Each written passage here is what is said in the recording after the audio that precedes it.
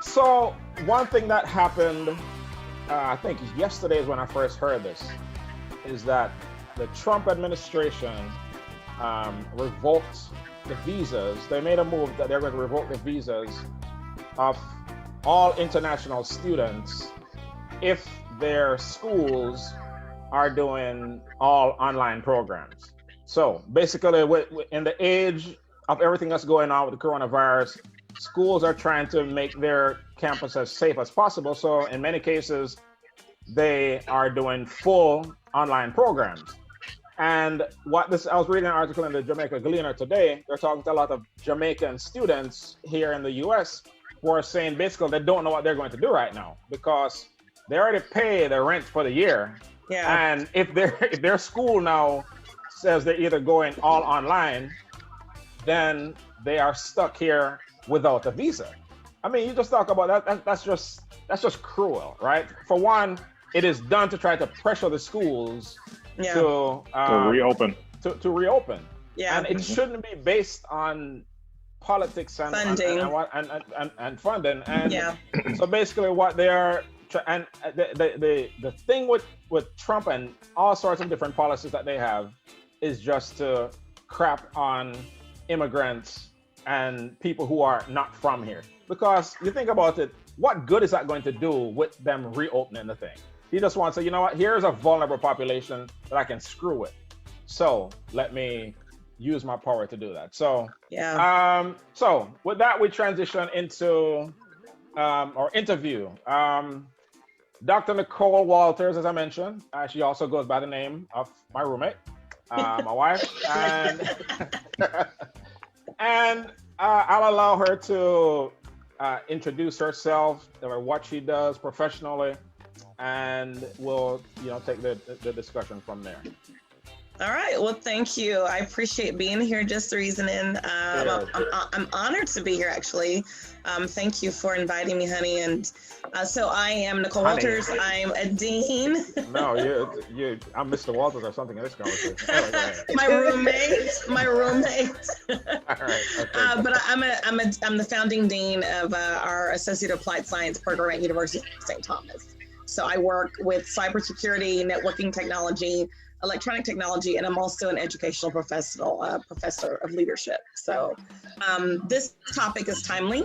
We actually just had a meeting today about our international students. First of all, what he's doing is illegal because we know that our M1 and F1 visa students, they do have to have education status, and as long as they're able to have either hybrid or online or hybrid or face-to-face classes, they can remain in the country. So universities like ours are really trying to scramble to ensure that we don't lose our students. To us, our international students bring a lot of richness to our institutions. So we don't look at them as just funding. We're looking at students who not only are they here to get a good education in the States at our respective institution, but we learn a lot from what they bring to our fabric. So those of us with a moral compass, we're not taking that lying down. Harvard and MIT, they filed lawsuits today. They're trying to sue the government, rightly so, because what they're doing is inhumane and it's illegal. Right. Yeah, so that's it's particularly interesting because the program, interesting is a word, the program that you lead is a 100% online program. Online, right. So before all this COVID thing, you were kind of setting the trends there as far as what the future of education is going to look like. Right. Ahead of the curve. Yeah. So so how do you believe that this particular I don't know, it's an executive order or what have you, will impact your program specifically? Or I'm not allowed, and it is impacting my program because as it stands, I'm not allowed to have any international students. I can't. I mean, that was already in place across the country based on their educational status. They cannot, now if I have some that come face to face, but we're not there yet. We may transition to that in a year or two, but we specifically designed our program for the affordability and ease of students who needed to work full-time, care for their families, and who wanted to be able to have a quality education distant. So I'm not able, my program is not, but I know School of Education, where I'm also duly appointed, we do have international students. So prior to this Trump thing, you weren't allowed to have international students? No, because that's the way that college in the United States, the status of our structure, we're not allowed to have them come fully online because there becomes an issue of their visa status with the embassy. So we have agreements with different embassies based on the number of hours that they can be, because they want them to be in their in the seats. Right. So that was prior to Trump. That was already a law. Yeah. All right. So the main reason I wanted to have this discussion is with the COVID-19 coronavirus that's mashing up our whole world. We've come at it from different angles. We've talked about the business impact of it. We talked about last week when we had Nurse Nisha, another roommate, on the program discussing life as a nurse during this time. And so another very important aspect of it is education, the impact to schools and to kids' education. Yeah. I believe that the decision of reopening schools and sending kids back to school should be based on expertise of medical professionals, political professionals, not people who are trying to meet a political goal. Right. And so, in the past few days, Trump and his crew have, because they feel it's politically advantageous to act like everything is all right, even though we're at 130-something thousand dead people, 3 million cases. 3 million cases. Forget about all that. We're going to send thousands of kids back to school amongst each other, and the parents and the teachers and the janitorial staff and cafeteria staff, and just because that's what we want to do. So, with that being their agenda, how do you see their education? Well, let me ask this. What decision criteria, if you were to give advice to parents? Yeah. Let's talk about parents who are in public schools. Right. Responding tied to this. What advice would you give to parents as far as things that they should consider in making that decision about what they do with their kids, once school open back up? Right. So it's challenging. And I often think of those students who the parents don't have an option. There is no option of their children being at home. They have to work. They don't have caregivers or can't afford to keep them at home. And so that is a very vulnerable population. So the first thing I think about is there an opportunity for you to, safely, after the advising of your science professionals, your pediatricians, how healthy is your child? If you look at what they're saying about COVID and how it's transferred between people, children are the lowest risk population-wise based on medical professionals. Now, I'm not a medical professional, so I don't know if that's true or not, but what they're saying is there is a less likelihood of children passing it amongst each other than, say, adults. Now, again, I don't know, we've not seen that in our respective situation, but I do know that parents have to weigh in if they're able to keep their child at home for part of the time and allow them to, engage in distance learning. That is the safest route, just common sense, because it's very difficult, especially for the smaller age children, for them to socially distance. Now, we know that some schools, they're really working to get it right? They spray their feet. They're taking their temperature every day. They have them socially distanced in the classrooms. The teachers and staff are wearing masks. Parents aren't allowed in the buildings. So there are some schools that are trying to take those measures, but we know that every school is different. And when you are sitting in a classroom with 20 kids or 30 kids, that increases the likelihood of you endangering children and the professionals in the building. So what I would say is parents are going to really have to look at their respective situations because the school districts are going to offer distance education as well. It may be a hybrid where there's a few times a week they go into school and parents can do, distance learning. So if that is available, then I would urge parents to seek that option, that they keep their children at home as best as they can. But I do know that there will be some that this has been very challenging since we've been home for some parents. And it's been difficult. The children have been impacted and not in a positive way either. So we have to really be careful. The increase of child abuse has gone up. The increase in domestic abuse has gone up because you're in the home and the stressors that you're dealing with are now compounded when you're at home. There's been a loss of income. People are at home together, sheltering in place. There are no outlets. So all of these things you have to really look at holistically. What is the best thing that we can do for our kids? And the word that I've used is holistically. Overall, what is the best option that we can give our children?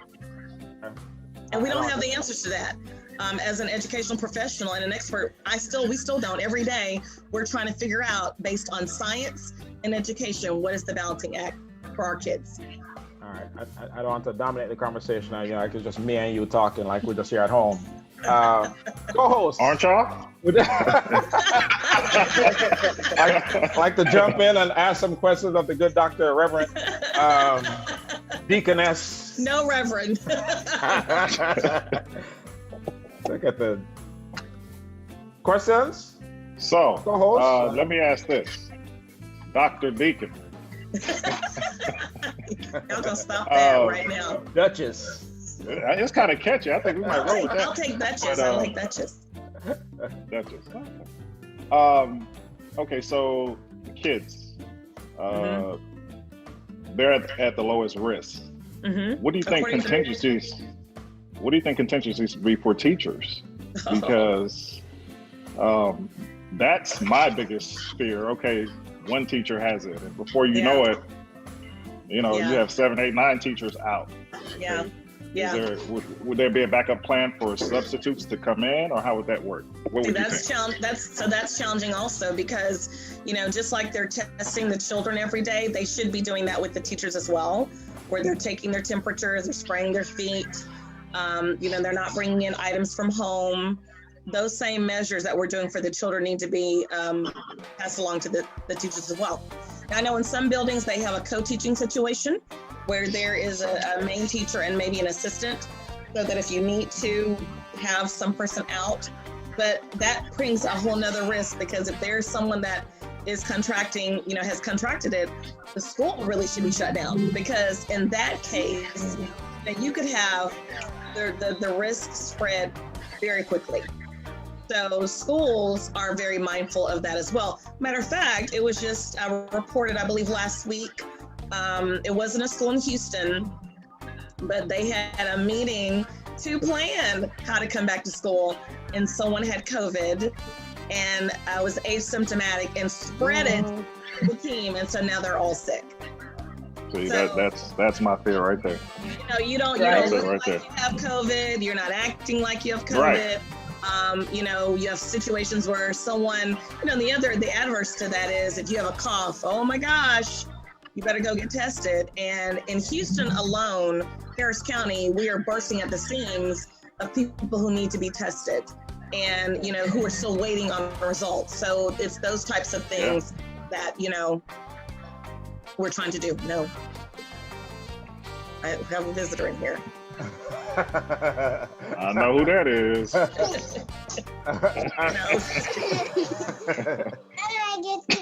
In the road. Go to your bed. Good night, Sydney. Bye-bye. Anyway, all right. Police, you have a question for the good Dr. Reverend? Police, you have a question for Dr. Walters?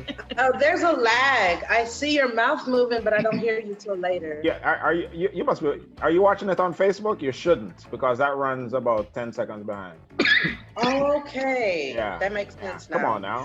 You've been on the show before. All right. You have to watch the Zoom screen. Jeez. Yes, I got you. Please, Cheers. not follow instruction. She said cheers. All right. So there's I forgot the organization that they came out with I don't know, it's not the study, but it's their theory that to keep kids out of regular school would be more harmful to them than sending them to school in this, which just logically does not make sense to me. Well, so if we're talking about this, well, you're the professional here. If we're talking about on a long-term basis, like over the course of years, then yes. But if these are abnormal times, so abnormal things have to happen for the sake of the safety of everyone involved. Yeah. If it means that we need to, modify things, the virtual school, a combination of virtual and in person, just to to mitigate the health risks, shouldn't that be better overall? I mean, that's what it seems. Yeah, it's a conversation that we have often, and I say this, I temper this with, it's almost like when you talk to parents who they have books in their home, they read to their children go on vacations, their children are exposed to other experiences, they take trips, they go to the library, they go to the grocery store, they're doing things that's going to enhance their learning besides what's given to them at school. So the concern, rightfully so, are the children who are not receiving those experiences. For whatever reason, you're looking at children who may come from a different socioeconomic background. The education of their parents may be impacted. The number of books in their home, the number of spoken words that are shared between children and families, that does impact a child's development. So if you have a child or children who are living in a home where they're not exposed to anything else, nothing else besides what they get in school, then they will be impacted, because we know that not every teacher or educational professional is adept at delivering distance education. It is very difficult when you are trying to deliver quality instruction in a distance learning environment, because first of all, some people just don't have the technology capability. They're not comfortable in front of the camera. They don't know how to merge the instruction. So those kids are going to be impacted. I can't tell you how many friends I have who their children were at home and they're like, man, I can't even get the teacher on the phone. I don't know how to do this, because not only is the teacher teaching the child, the parent is too, because there are exercises that you're having to help your kids do. And it's like, I haven't done this since I was back in school. And so they're trying to reach out and they don't get the support. So instruction is compromised to a certain extent, because we know that every school is delivering it in a different way. There is no consistency across the board. So what we're doing at our school, they may be doing something totally different at another school. And so each child is getting something different. I had friends who said, I haven't talked to the teacher all week. I can't get her on the phone. I can't get him on the phone. They won't return emails. And so we're just trying to figure it out. Yeah, I mean, I think basically what makes sense to me is that there needs to be a hybrid approach for a lot of the reasons that you've mentioned so far. For one, many parents aren't able to work from home and to be there with their kids to help them with online instruction. That's in many cases. So we are going to have a physical school available.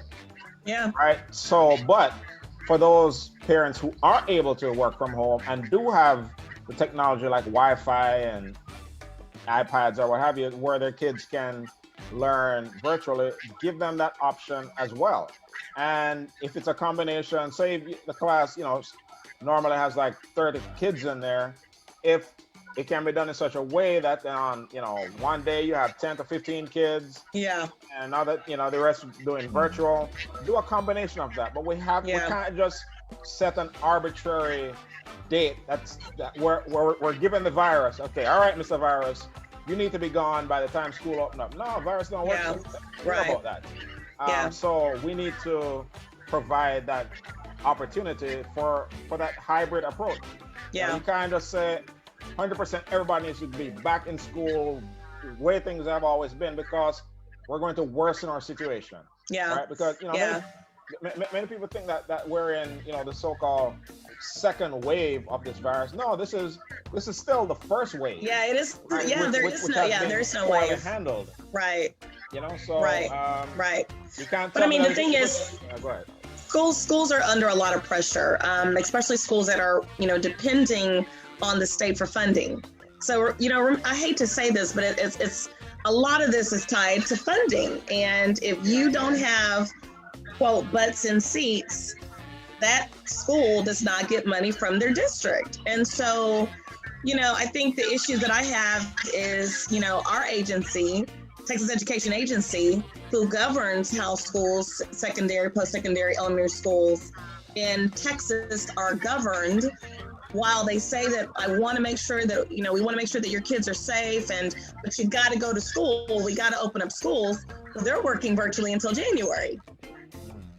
So, those of us who are on the other end of it are saying, well, then why can't we open in January? But again, there are a certain number of days that students have to be in school for them to get funding. And if you are not, you do not get funding for your school, your district. Readjust that for the, again, these are, they can readjust that. Should, because we're in a pandemic. So this is something that is abnormal. I'm again, but politically, they're under a lot of pressure from the governor. This is election time. So a lot of what's going on, unfortunately, our most vulnerable populations are being impacted. Our children and our teachers, our educators. And it's not just the teachers. You're looking at janitors, cafeteria workers, bus drivers. Those who depend on the educational system are really going to be hard hit. And as someone who works in a university, we are nervous because we're going to be welcoming a certain number of students back. And we have to make sure that we're ready and that we're safe and that our faculty, our staff, and our custodians can be safe too. So it's across from pre-K through 20, we're all being impacted.